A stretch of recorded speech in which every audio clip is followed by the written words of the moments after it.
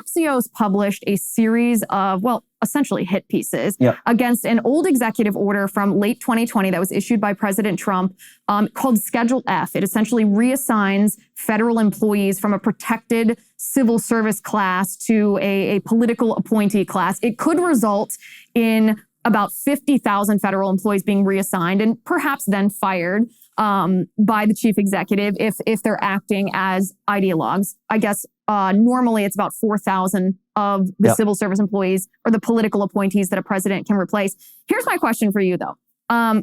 Putting aside Schedule F for a second, is something like Schedule F even necessary?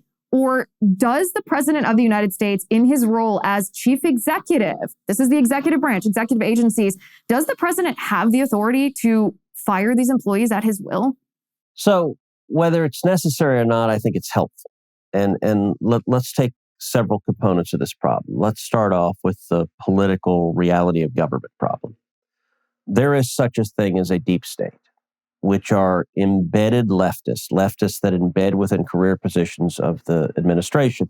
And by the way, the deep state, it is not a problem for both parties because almost all of the deep state are hardcore leftists, which means when there is a Republican president in office, they actively try to frustrate the priorities, the policy priorities of the president, the priorities that the American people voted on and elected.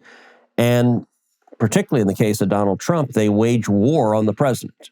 So not only are they not doing their duty and carrying out their jobs, they're trying to undermine the elected president of the United States. We saw that at the Department of Justice. We saw that at the FBI. We saw that in the intelligence community. As you know, I've got a book coming out in September that's called Justice Corrupted, How the Left has Weaponized Our Legal System. By the way, you ought to go on Amazon and pre-buy it. But Justice Corrupted talks about, there's a whole chapter on Crossfire Hurricane where you had these deep state leftists that from before Trump was elected, but especially after he was elected, they actively waged war and tried to destroy the presidency, right down to creating fraudulent documents and submitting them to the court. It is an enormous problem. So what the Trump White House was trying to solve with this executive order is getting rid of some of the hardcore partisans. Now, the reason it's not evenly balanced, when Democrats are in office, these guys are leftists, so they're thrilled to carry out the crazy leftist priorities of a Joe Biden or Barack Obama. So one side, the Democrats have their people embedded in millions of jobs in the federal government. When a Republican comes in, you put a few thousand political appointees in place, and you have millions of people fighting against them, trying to frustrate everything they're trying to do. So it is a very real problem.